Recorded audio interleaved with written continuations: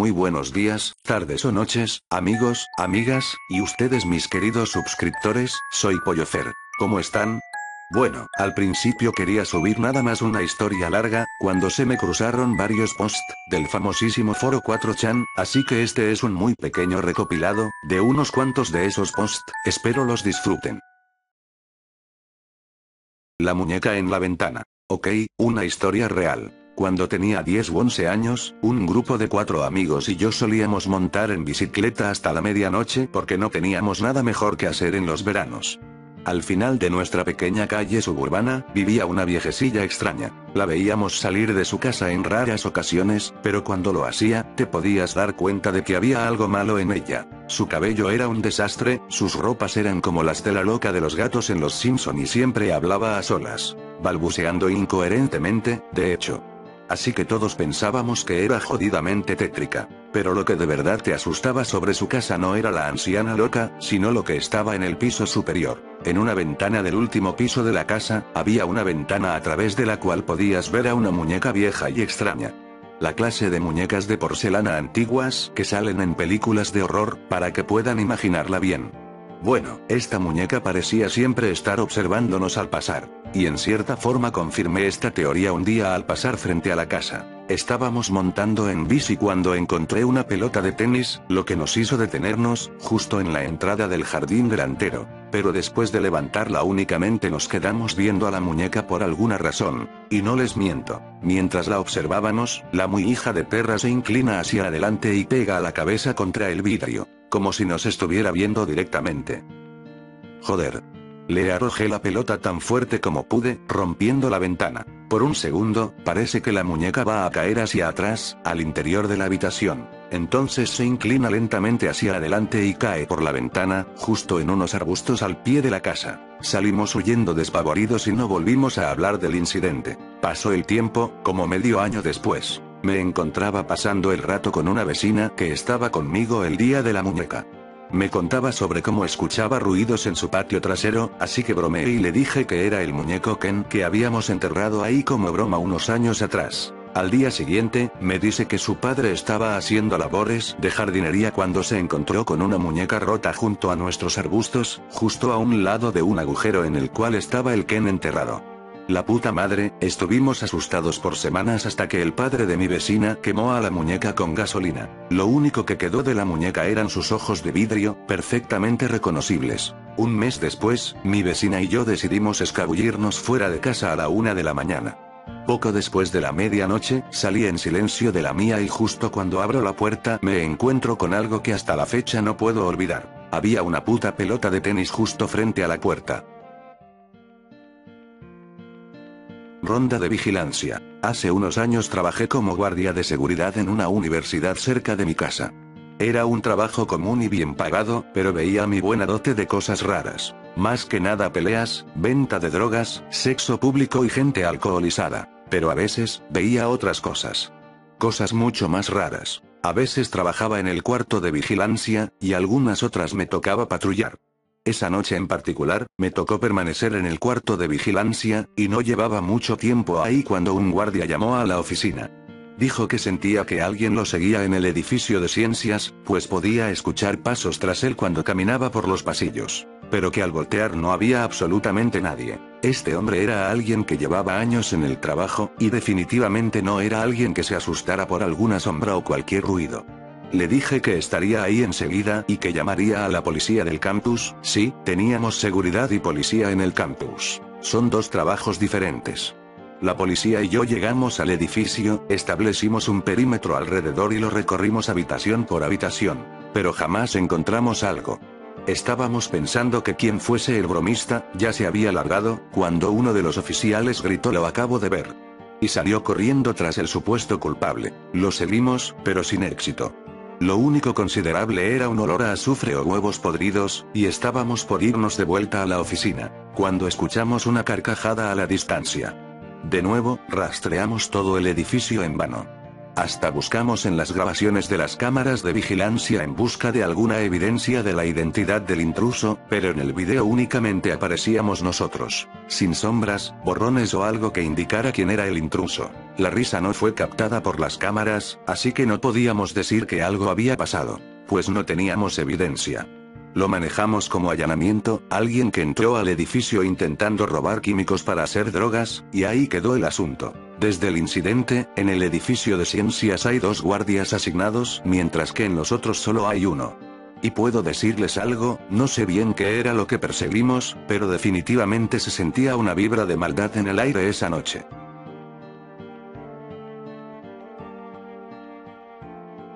La cara en la ventana. Me moví a esta casa hace 5 años. Los últimos 2 han pasado cosas extrañas. Comenzó en octubre del 2004. Encontré algunas huellas extrañas, pero las ignoré pensando que podían ser explicadas fácilmente. Mi hijo de 16 años, Michael, dormía en la única alcoba del primer piso y mi hija pequeña y yo ocupábamos los 2 del piso superior. A veces despertaba en la mañana y encontraba a Michael durmiendo en el piso de mi habitación, decía que escuchaba sonidos extraños y veía sombras moviéndose en su habitación. Vino a dormir conmigo un día que vio caerse un enchufe de la pared por sí solo y sentir que algo rozaba su cuerpo en la oscuridad. Para entonces, yo llevaba 1 año saliendo con mi pareja, Mike, y dimos el siguiente paso en abril, cuando se mudó con nosotros. Al principio, Mike no podía dormir gracias al ruido que producía alguien subiendo y bajando escaleras toda la noche. Siempre se despertaba en la madrugada y revisaba, preguntándome si había escuchado también, pero creo que llevaba demasiado tiempo oyendo esos ruidos y ya me había acostumbrado. Hace 4 meses, Mike estaba trabajando en su computador, que estaba en una habitación junto a la de Michael, cuando saltó quejándose de un dolor en el estómago. Se levantó la camiseta y allí estaba una marca profunda en su vientre, la cual no tenía explicación. La computadora también tiende a fallar solo cuando él la ocupa, y desde entonces he visto sombras en el rabillo del ojo, pero siempre tiendo a pensar que es mi imaginación. 2 semanas atrás, estábamos acostados viendo la tele. Yo estaba acostada junto a la puerta y vi una sombra entrando a la habitación de mi hija. Mike saltó y gritó que también la había visto, y por primera vez me sentí aterrada. Tuve que dormir en el otro lado de la cama. Ya se nos había olvidado todo hasta que hace 2 días, Mike estaba trabajando en la computadora, con una hoja de papel en el regazo. El papel salió volando y le rozó el ojo, cortándole un poco de la córnea. Está en una agonía completa y desde entonces fue hospitalizado. No puede explicar cómo es que el papel salió volando en ese ángulo exacto para golpearle el ojo, pero sabemos que no podría ser tan fácil hacer ese corte aun si lo intentáramos. En un principio pensé que se trataba de un fantasma bromista de algún tipo, pero ahora me preocupa que esta cosa esté atacando a mi pareja. Ya no es malicioso, es enteramente malvado. Y me pregunto si es la sombra que siempre veo por el rabillo del ojo desde siempre, o si es algo que ya estaba en la casa. Hace 2 semanas atrás, mi hijo vino gritando desde el baño, diciendo que había visto una cara ensangrentada y cubierta por una sábana sucia. Lamentablemente él se suicidó el viernes pasado, pero me dejó una nota. En la nota dice: "Lo tengo, mamá. Mira la cámara". Post tomado de 4chan. Bueno. Nací y crecí en una casa en Fort Worth, Texas. Por lo que sé, fue construida entre 1960 y 1970. Era una casa rara, y por eso me refiero a que las ventanas tenían toda clase de tamaños, que había una especie de tejado en forma de A, la sala de estar tenía un techo demasiado alto y en las escaleras había una alacena, y también un cuarto con una pared de cristal y al cual llamábamos el cuarto de juegos.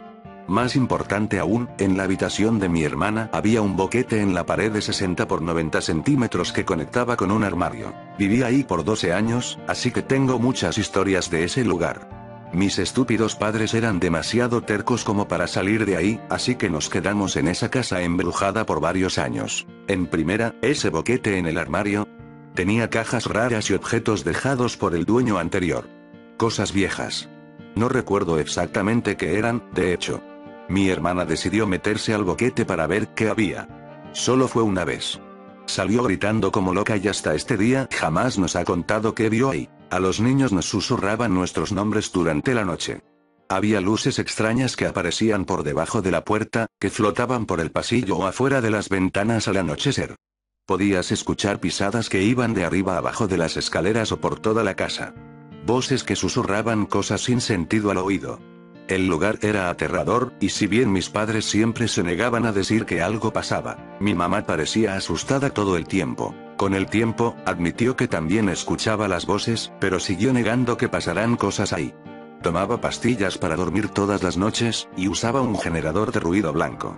De manera curiosa, siempre que me quedaba a dormir en su habitación, el generador de ruido emitía susurros, gruñidos y ruidos inexplicables. Solía caminar por la casa durante la noche sin razón aparente. Veía gente de sombras todo el tiempo, mis hermanas igual. No podía dormir por la noche. Y cuando dormía, me sacudía sin control.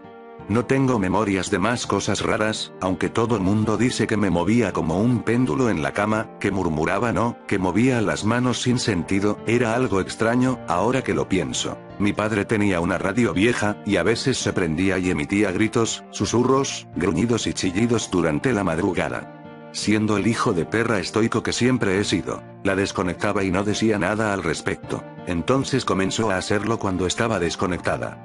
Luego de un tiempo mi padre la llevó al garaje, sin decir por qué, pero aún así podía escuchar ruidos ahogados desde las cajas del garaje. Había una cosa que me perseguía, me atacaba, sujetaba, empujaba, arañaba y golpeaba. Esta cosa siempre me seguía. Siempre que nadaba con mis hermanas, algo invisible me tomaba del talón y me jalaba, intentando ahogarme. También a mis hermanas solía hacerles lo mismo. Con el tiempo empezamos a encontrar cosas en el patio trasero.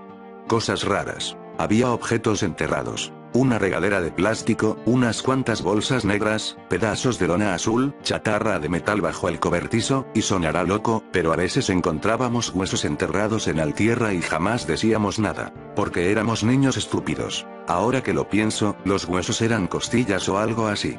Y de verdad deseo que hayan sido porque alguien estaba tragando costillas de puerco y las lanzaba al patio como si nada. Pero definitivamente me preocupa que hayan sido de otra cosa. Llegó el punto en que mi mamá comenzó a llamar pastores, sacerdotes y cualquier otro tipo de religioso. Cualquiera que pudiera exorcizar esa puta casa. Nada funcionó. Y lo digo en serio. Íbamos a las iglesias a rogarle a los sacerdotes para que vinieran con nosotros. Pero mi mamá jamás admitió que hacíamos esto, pues hacía enojar a mi padre. Era por él que teníamos esta regla de decir que no habíamos visto nada. Al final, mi padre murió de un paro cardíaco durante la noche, y mi mamá decidió que nos largáramos de ahí. Nos costó demasiado vender la casa. Y en más de una ocasión, los posibles compradores se detenían en la puerta, observaban el interior y decían siento una mala vibra aquí, y se iban como si nada. Luego de irnos de ahí, escuché que las familias que llegaron a la casa eran disfuncionales y se iban luego de un rato. Pero es todo lo que sé al respecto. Y no volvería ahí aunque me pagaran $1.000.000 al mes por hacerlo.